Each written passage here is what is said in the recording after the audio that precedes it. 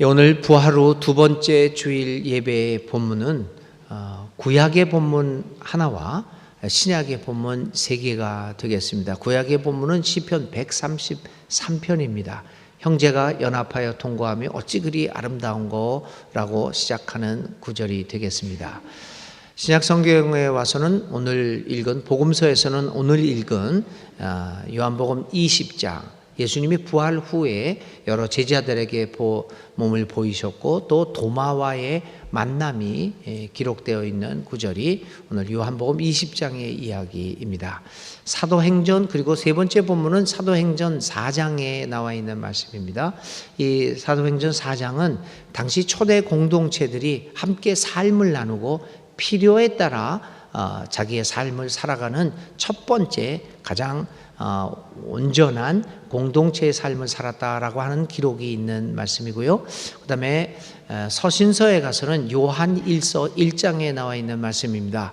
하나님을 믿는다고 하면서 어두움에서 행하면 거짓말한다. 그러니까 빛 가운데서 행하라. 제대로 살아라. 라고 하는 그런 내용이 있는 말씀이 요한 1서입니다. 근데 오늘은 특별히 오늘의 말씀은 요한복음 20장에 나타난 예수님과 도마와의 만남을 통해서 주시는 말씀에 귀를 기울이려고 합니다. 저는 어렸을 때부터 교회에 다닌 사람입니다. 아니 어렸을 때뿐만 아니라 저는 4대째 믿는 사람으로 어머니 뱃속에서부터 조상 대대로 기독교를 받아들인 집안에서 태어났습니다. 그래서 저의 일상에 있어서는 교회를 떠나서는 저의 삶을 생각해 볼 수 없는 사람입니다.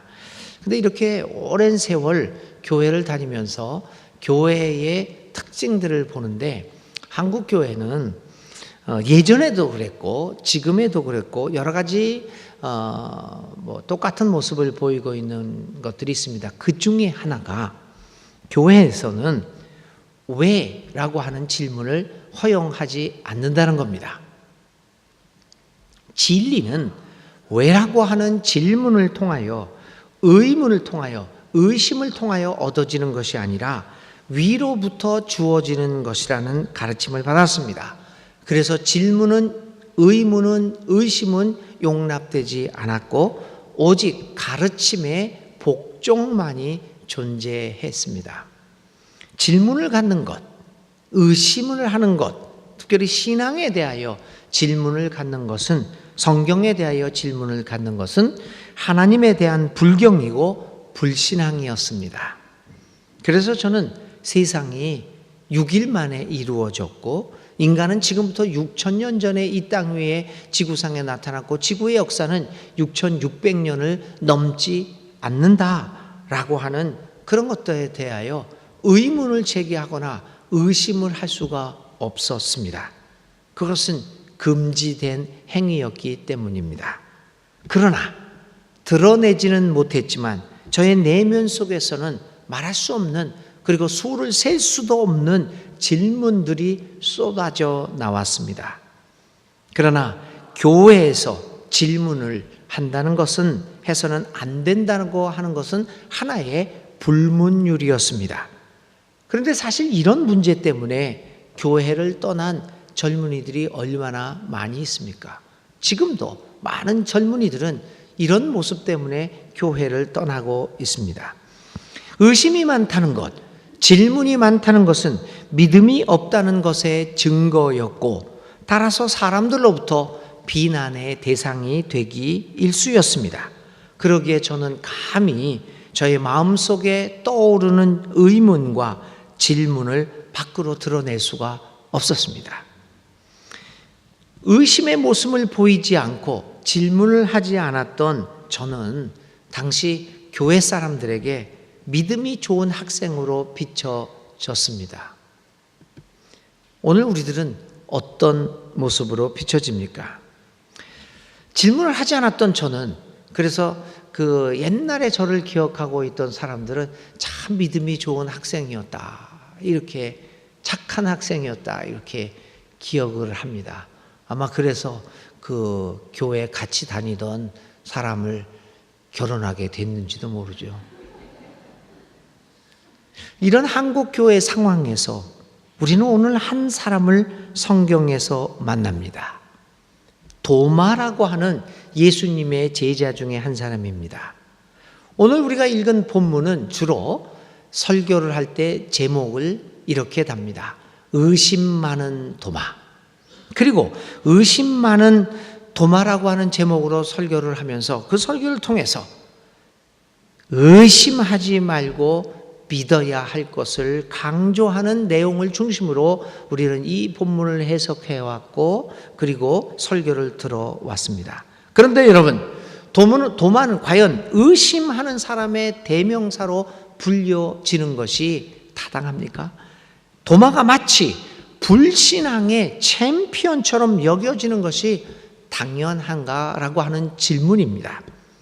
오늘의 본문에서 도마와 대화를 나누다가 예수님께서는 이런 말씀을 합니다. 보지 않고 믿는 사람은 복되도다, 행복하다, 이렇게 말합니다. 보지 않고 믿는 믿음에 대해서 이야기합니다. 과연 여러분 보지 않고 믿을 수 있겠습니까? 혹시 보지 않고도 믿는다고 하는 것은 강한 자기 암시 내지는 교육에 의한 효과는 아닐까요? 이런 질문들을 오늘 우리들은 해볼 수 있을 것입니다. 교육에 의한 효과와 자기 암시와 우리가 얘기하고 있는 믿음은 어떤 차이가 있는 것일까요? 도마는 예수님께서 제자들에게 그 모습을 보여주셨을 때 그 자리에 있지 않았습니다. 다른 제자들은 부활하신 예수님을 보았다고 도마에게 증언하고 있습니다. 그러나 도마는 제자들에게 자신은 그 사실을 믿을 수 없다라고 이야기합니다. 믿을 수 없는 이유를 그는 보지 않았기 때문이라고 합니다. 그는 자기의 손가락을 예수님의 못자국에 집어넣지 않았고 창자국 옆구리에다가 손을 집어넣지 않았기 때문에, 체험하지 않았기 때문에 그는 믿지 못한다라고 말하고 있습니다. 도마의 이 같은 생각은 어떤 의미일까요? 도마의 말을 무조건 의심 많은 사람의 전형적인 모습으로 강조하는 것이 타당할까요? 그리고 다른 제자들의 믿음은 당연하게 좋은 믿음이라고 우리가 이야기하는 것이 맞는 이야기가 될까요? 그런데 오늘 우리는 이 기록을 읽으면서 묘한 장면을 하나 발견하게 됩니다. 그것은 도마를 제외한 다른 제자들의 예수님에 대한 믿음은 어디서 왔는가 하는 겁니다. 그런데 신중하게 오늘의 본문을 살펴보면서 우리는 매우 이상야릇한 요소를 하나 발견하게 됩니다. 그것은 다른 제자들의 믿음도 도마와 마찬가지로 본다라고 하는 행동에 기반을 두고 있다라고 하는 것을 보게 됩니다. 그들은 보지 않았으니 믿지 못하겠다라고 주장하는 도마를 향해 이렇게 말합니다. 우리는 주님을 보았어. 25절에 얘기합니다. 다른 제자들이 그에게 이르되 우리가 주를 보았소 라고 이야기를 합니다. 그들은 보았기 때문에, 사실 도마를 제외한 다른 제자들도 예수를 믿을 수 있었던 것은 예수를 보았기 때문입니다. 보았기 때문에 이제 주님의 부활을 믿을 수 있다고 하는 것입니다. 제자들의 내면을 들여다보면 제자들의 믿음도 마찬가지로 보는 것이라고 하는 행위에 초점을 맞추고 있습니다. 믿음이 좋다. 도마는 의심 많은 사람들이었고 다른 제자들은 믿음이 도마에 비해서는 좋았다라고 생각하는 그들도 사실은 부활한 예수를 보기 전에는 그들 또한 예수님의 부활을 믿지 못하고 있었습니다. 그들이 예수의 부활에 대한 믿음을 가질 수 있었던 것은 예수님을 직접 본 후에였습니다. 도마와 다른 제자들의 차이는 다름 아닌 보지 않으면 믿을 수 없다라고 하는 속내를 공개적으로 드러내고 있느냐 아니면 그렇지 않느냐에 있었습니다. 사실 다른 제자들도 마찬가지로 무덤에 달려갔을 때 여자들이 무덤에 갔다 와서 예수가 무덤에 없다라고 이야기를 했을 때 제자들은 그 소리를 듣고 달려갔습니다. 그때 어느 누구도 예수님의 부활을 진심으로 믿은 사람은 없었습니다. 심지어 빈 무덤 사건을 경험한 후에 그들은 겁이 나서 집으로 돌아와서 문을 닫아 걸고 무서워서 숨을 죽이고 숨어 있기까지 했습니다. 이처럼 도마의 믿음과 다른 제자들의 믿음의 차이는 그렇게 큰 것 같지 않습니다. 그러면 여러분, 오늘 본문에 나타난 도마의 믿음을 어떻게 바라볼 수 있을까요? 저는 도마의 믿음을 의심 많은 도마보다는 정직한 믿음의 사람이다 라고 그렇게 평가를 하려고 합니다. 여러분, 믿을 수 없는 것을 어떻게 믿을 수 있겠습니까? 그는 차라리 정직한 사람이었습니다. 많은 경우 정직한 믿음은 믿고 있다라고 착각하고 스스로를 달래는 위선적인 믿음보다 더 훌륭한 믿음일 수 있습니다. 정직하게 믿을 수 없는 것은 믿을 수 없다고 말하고 그렇게 살아가는 것은 믿지도 않으면서, 그리고 믿을 수도 없으면서 믿는 양 그렇게 살아가는 사람들에 비하면 정직하고 깨끗한 믿음이라고 볼 수도 있습니다. 많은 경우 우리 목사들도, 우리 목회자들도요, 자신들도 스스로 믿지 못하면서, 그리고 잘 알지도 못하면서 그저 주석책이나 뒤적이다가 얻은 지식, 요즘은 옛날에는 그래도 책이라도 뒤져봤죠. 그리고 그 책에 있는 거를 이렇게 옮겨 쓰는 수고라도 했죠. 요즘은요, 인터넷에 뒤져보면 수천 개, 수만 개의 설교가 나오고 이야기들이 나옵니다. 이제는 그 베껴 쓰는 노력도 안 하고 그냥 클릭해가지고 그걸 복사를 합니다. 그리고 클릭해가지고 클릭 2번 하면은 붙이기가 됩니다. 이제는 쓰는 노력도 안 하죠. 참. 그렇게 뒤적이다가 거기서 얻은 지식, 혹은 교회 전통에서 그냥 이렇게 상식적으로 가르쳐준 지식에 의존하여 말씀을 선포하고 있기도 합니다. 예수를 믿는다, 하나님이 우리의 삶을 책임져 준다라고 이야기는 하면서도 실제 생활에서는 뭐가 하나님이 우리의 생활을 책임져 주나, 그저 내가 가진 권력이나 돈이 내 생활을 책임져 주지라고 믿으며 살아갑니다. 자기는 하나님을 믿는 것 같은데 사실은 돈과 권력의 힘을 믿고 살아가고 있습니다. 그런데도 믿음을 가졌다고 우리는 얘기합니다. 목사들도 많이 그렇습니다.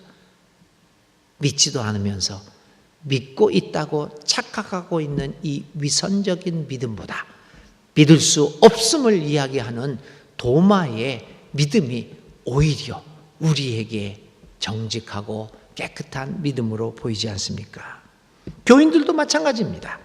그저 교육의 효과 속에서 가르쳐준 대로, 그리고 그렇게 믿지 않으면 안 될 것 같다고 하는 막연한 두려움 속에서 믿는 척하고 있는 것은 아닌지, 스스로 자기를 속이고 있는 것은 아닌지 도마를 보면서 우리는 돌아보지 않을 수 없습니다. 저의 개인적인 경험을 소개하겠습니다. 저는 대대로 태어날 때부터 성경이 하나님의 말씀이라는 것을 철저하게 믿고 있는 사람입니다. 어렸을 때부터 그리고 지금까지 하나님의 말씀이라고 굳게 믿고 있습니다. 그래서 그 안에 이 안에 기록되어 있는 말씀을 그대로 믿고 그대로 실천해 보려고 애썼고 지금도 애쓰는 사람 중에 하나입니다. 얼마나 그렇게 애썼으면 30여 년 전에 우리 아내가 아기를 낳을 때 의사가 너무 고생을 하니까 무통분만 주사를 놓자고 제의했을 때 거절했겠습니까? 왜냐하면 성경에 여자는 해산할 때 고통을 겪으라고 그랬는데, 그 글자 하나님의 말씀이기에 그 글자 하나하나를 실천해보고자 애썼던 사람입니다. 그런 사람이 1985년 6년 이제 32년 전에 신학대학원에 들어갑니다. 신학을 공부하기 시작합니다. 그런데 제가 처음에 갔는데 이 학교에서는요, 성경을 문자 그대로 해석해서 가르치지는 않습니다. 성경을 해석할 때는 역사적인 비평 방법을 써야 된다고 그럽니다. 이게 뭔 소리야? 문화적으로 생각을 해야 된다고 얘기를 합니다. 그 외에 또 성경을 읽고 해석하는 방법이 다양한 방법이 있음을 가르쳐 줍니다.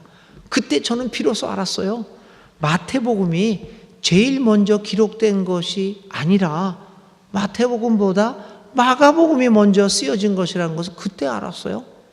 나는 성경이 마태복음부터 요한계시록까지 순서대로 쓰여 있는 줄 알았어요.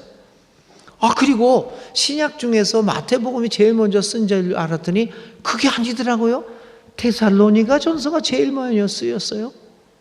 그리고 마태복음은 마태라고 하는 저자가 예수님을 쫄쫄 쫓아다니면서 뭐 했다 이렇게 일기 쓰듯이 레포트 쓰듯이 이렇게 쓴 것이 아니라 예수님이 돌아가신 후에 40년이 훨씬 지난 후에 쓰여진 것이라고 교수님이 그렇게 가리키는 거예요. 여러분, 제가 이렇게 얘기를 하니까 충격이죠? 충격을 안 받습니까, 여러분들이 이제? 30여 년 전에 제가 받은 충격은 이루 말할 수가 없었습니다. 신앙이 막 땅으로 곤두박질하는 것 같은 절망을 저는 경험했습니다. 그래서 학교를 그만두려고 했습니다. 여러 가지 이유로 학교를 그만두지는 못했지만 한 학기를 그렇게 보냈습니다. 한 학기 시간이 지난 후에 저는 비로소 깨달았습니다. 그리고 성경이 하나님의 말씀임을 다시금 고백했습니다. 그때서 저는 처음에 제가 성경이 하나님의 말씀이라고 고백했던 것과 그 후에 성경이 하나님의 말씀이라고 고백했던 것은 차이가 있습니다. 저는 성경에 대한 역사적이고 비평적인 연구를 통하여 비로소 성경이 살아있는 하나님의 생동하는 말씀이었고, 이 수천 년 전에 외쳐진 말씀만이 아니라 오늘 내가 살아가고 있는 이 현장의 삶에도 의미를 주고 있는 살아있는 말씀이라고 하는 것을 깨닫게 되었습니다. 그리고 제가 지금까지 성경이 하나님의 말씀이라고 고백했던 것은 그러한 깨달음보다는 그렇게 배워왔고, 또 그렇게 말하지 않으면 무언가 저주를 받을 것 같기도 하고 뭔가 좀 공포가 있었고요, 신앙이 없는 사람이라고 하는 비난을 받을 것 같은 그 두려움 때문에 고백했던 것이라는 것을 깨닫게 되었습니다.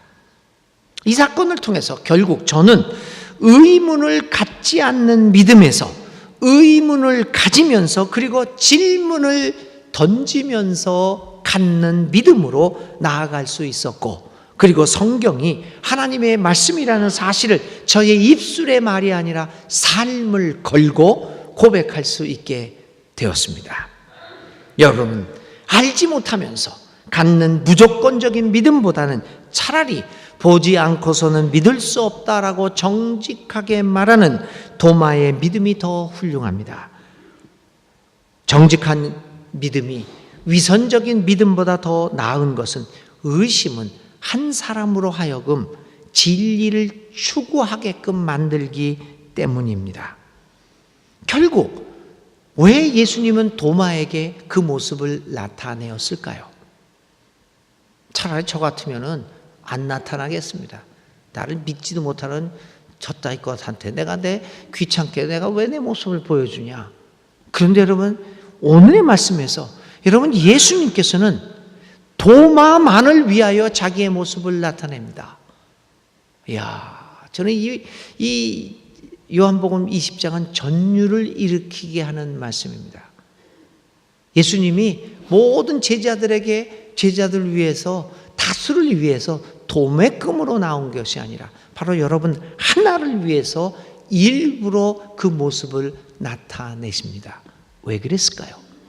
도마의 이 정직한 믿음, 진리를 추구하고자 하는 그 믿음이 예수님으로 하여금 도마만을 위하여 나타나게 만들었던 것이 아니겠습니까? 위선적인 믿음, 알지도 모르면서 알고 있는 것 같은, 실제로는 믿지도 않으면서 믿고 있는 것 같은 착각을 하게 만드는 믿음은 진리를 우리로부터 멀어지게 만들지만, 그러나 정직한 믿음은 우리로 하여금 진리의 세계를 향하여 나아가도록 해주고 있습니다. 도마의 믿음은 갈등하는 믿음이요 질문하는 믿음입니다. 질문 없는 믿음, 갈등하지 않는 믿음은 죽은 믿음입니다.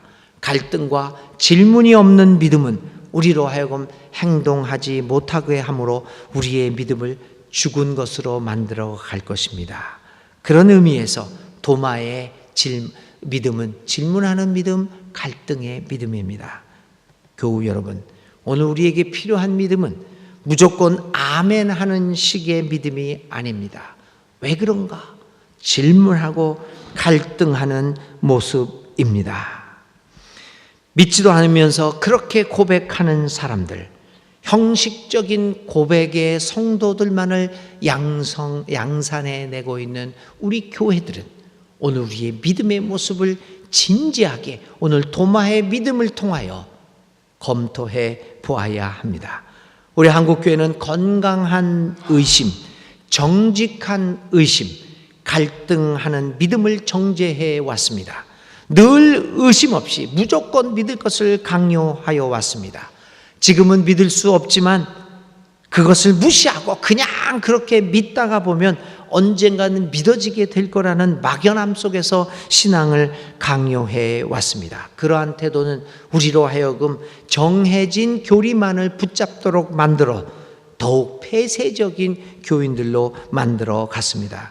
교우 여러분, 믿음의 건강성을 위하여 의심과 갈등 그리고 질문은 매우 중요합니다. 오늘 예수님께서는 이러한 갈등하는 질문을 하는 믿음을 가진 도마에게 나타나십니다. 그러면서 이야기를 하십니다. 믿음은 또 다른 차원으로 나아가야 함을 이야기합니다. 믿음은 이제 질문과 의심의 단계를 넘어서서 또 다른 차원으로 나아가야 할 것을 도마에게 가르쳐 주십니다. 그것은 보지 않고 믿는 믿음입니다. 믿음은 의심의 세계, 질문의 세계를 넘어야 합니다. 우리의 지식과 과학의 세계를 넘어야 합니다. 하나님은 인간의 과학 안에 붙잡혀 있는 분이 아니십니다. 사실 여러분, 우리가 갖고 있는 믿음이 과학적으로 꼭 확인되어야 믿어질 수 있는 것 아닙니다. 우리 한국 교인들을 사로잡고 있는 믿음 중에 하나가 뭐냐면 저는 그건 한 80% 이상이라고 생각을 하는데요. 창조과학회에 속해 있는 창조과학회에서 말하고 있는 믿음이 우리 한국교회 대다수를 지배하고 있는 믿음입니다. 창조과학회를 여러 가지로 말씀드렸지만 그분들은 뭘 하고 있습니까? 과학으로 성경에 나와 있는 사실들이 진짜다라고 하는 것을 증명하려고 하는 노력을 합니다. 그래서 노아의 방주도 만듭니다. 만난 거 보려고 합니다. 그걸 찾느라고. 봐라, 이 노아의 방주가 저기 산 위에 꼭대기 있는 거 보니까 노아의 홍수가 진짜가 아니냐? 그리고 화석이니 여러 가지를 통해 가지고는 진짜 우리 지구의 역사가 6,600년 됐다는 것을 증명하려고 합니다. 또 다른 측면에서 신이 없다라고 하는 과학자들도 있습니다. 그래서 여러 가지 이야기를 스티븐 호킹 여러 가지 사람들이 있죠. 더킨슨이라는 사람도 있고 만들어진 신들을 통해서 과학을 통해서 봐라, 이 신이라고 하는 거는 과학적으로 증명해 보니까 없다. 철학을 통해서 포여바흐라고 하는 사람은 신은 인간의 생각이 투영돼서 만들어진 것이다. 이렇게들 이야기하고 있습니다. 양쪽이 다 뭡니까? 과학으로 한쪽에서는 신의 존재를 증명하려고 그러고 한쪽에서는 과학으로 신의 부재를 증명하려고 하는 노력들을 합니다. 저는 과학으로 신의 존재를 증명하려는 사람이나 또 과학으로 신의 존재를 부정하려는 사람이나 모두 하나님의 능력을 믿지 못하는 넓은 의미의 무신론자들이라고 말하고 싶습니다. 주님은 우리에게 말씀하십니다. 너는 나를 보았으므로 믿느냐? 나를 보지 않고도 믿는 사람은 복이 있다. 과학으로 증명돼야지 그 사실을 믿을 수 있는 것이 아닙니다. 과학으로 증명되지 못한다고 해서 그 사실을 믿을 수 없는 것이 아닙니다. 보지 않고도 믿는 사람은 행복한 사람입니다. 그러면 보지 않고 믿는 믿음은 어떤 믿음일까요? 무엇보다도 그것은 삶으로 믿는 사람들을 의미합니다.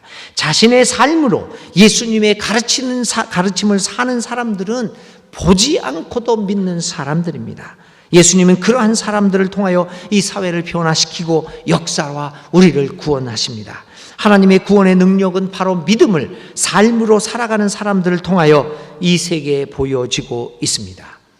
오늘의 또 다른 본문이었던 사도행전 4장의 사람들, 모든 것을 함께 나누는 삶의 실천을 통하여 그들은 보지 않고도 믿을 수 있음을 보여주고 있습니다. 시편 133편에 형제가 서로 연합하여 동거하는 삶을 통하여 그들은 보지 않고도 믿는 삶의 가능성을 보여주고 있습니다.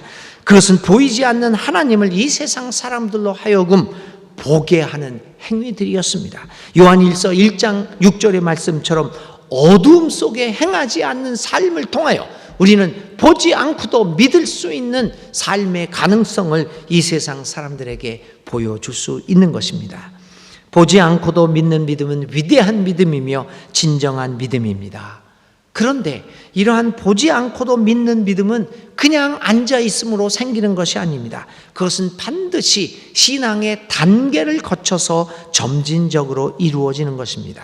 그게 바로 신앙의 위기 단계입니다.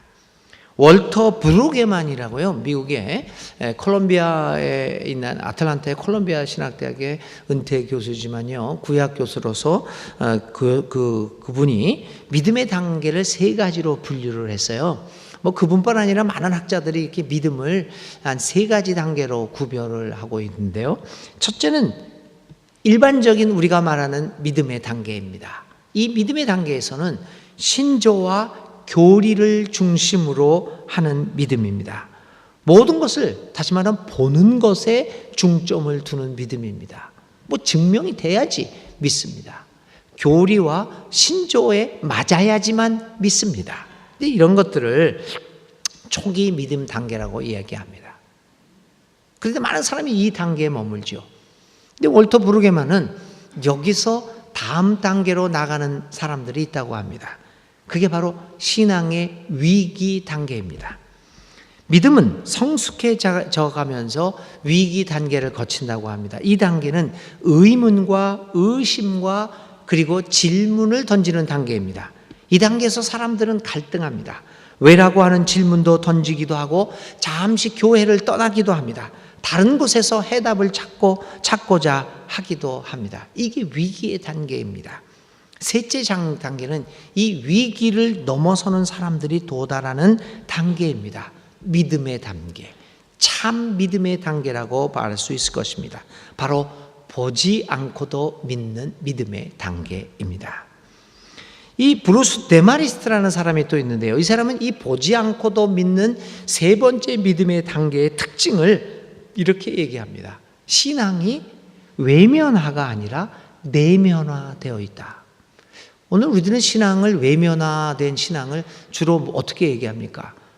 예배 열심히 나오는 사람, 교리를 잘하는 사람, 겉으로 드러나는 것을 가지고 신앙이 좋다 나쁘다를 얘기합니다. 이 신앙의 내면화라고 하는 것은 겉으로 드러나지 않지만 이 내면의 삶에서 그리스도의 향기가 품어 나오는 사람, 아무 말을 안 하고 있더라 해도 그 사람을 보면 그리스도가 생각나게 하는 사람, 이 신앙이 내면화된 사람이 세 번째, 보지 않고도 믿는 사람의 단계라고 합니다.